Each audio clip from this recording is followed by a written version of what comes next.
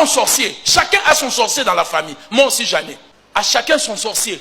Mais la loi d'honneur nous recommande d'honorer nos parents. La dernière fois tu as acheté le cadeau à ton père, c'était quand? Tu viens me donner l'offrande ici. C'est bien. Je suis un père spirituel. Mais ton père biologique ou ta mère biologique, est-ce que tu prends soin de lui ou d'elle? Il y a une part pour le parent. Il y a une part pour le parent. Ephésiens 6, 1 jusqu'à 3. Enfants, obéissez à vos parents. Ainsi vous allez faire quoi? Vivre longtemps.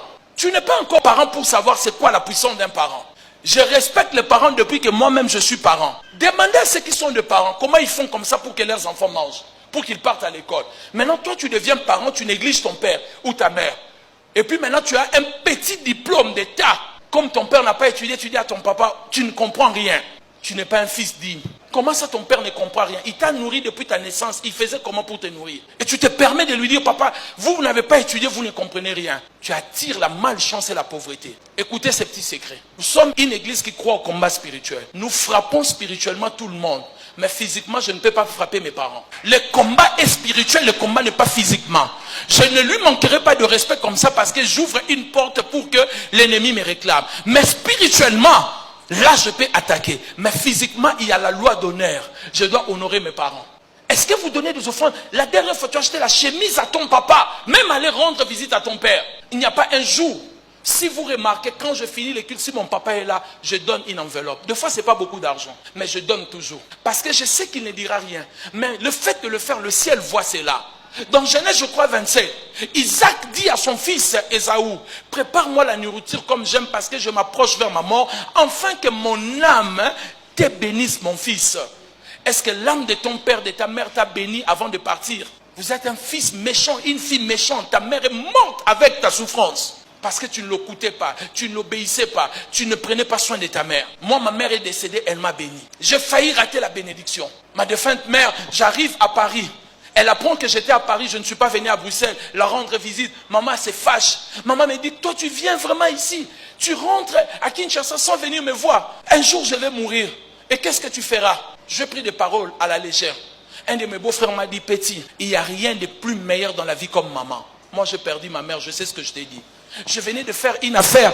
J'ai pris l'argent, j'ai envoyé à ma mère. J'ai envoyé une copine de ma femme. J'ai dit, va remettre l'argent à ma mère, main propre, parce que si j'envoie par des personnes interposées, l'argent ne va pas arriver. Maman, quand elle a pris l'argent, elle a commencé à chanter, elle a commencé à danser. Vous connaissez les mamans africaines.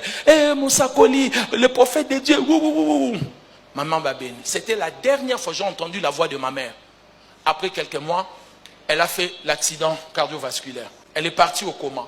Elle est ressortie, elle est tombée encore. Jusqu'à sa mort, elle me regardait, elle voulait dire quelque chose. Je le regardais quand elle voulait parler. Ses yeux communiquaient, mais les paroles ne sortaient pas. Mais heureusement, j'avais reçu ma bénédiction. Dites-moi ce que vous faites pour vos parents.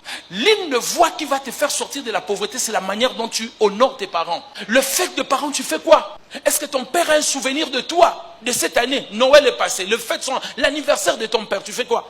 Moi, j'ai toutes les raisons du monde pour ne pas prendre soin de mon père. Vous m'excuserez de vous dire cela comme ça. Vous connaissez au moins mon histoire. Mais ma mère me l'avait dit. Elle m'avait dit, ton père t'a négligé, c'est toi qui vas l'enterrer. C'est toi qui vas prendre soin de lui quand il sera vieux. Et c'est ce qui est arrivé.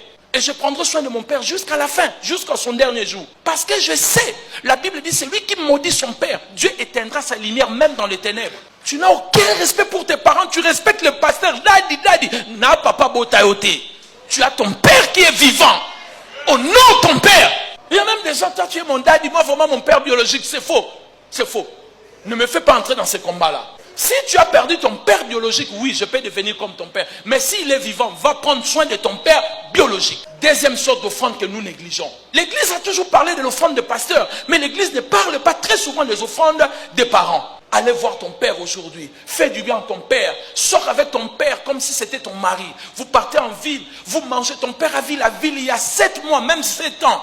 Parce qu'il n'a pas de moyens. Depuis que les hamburgers sont arrivés à qui papa n'a jamais mangé, prends ton père.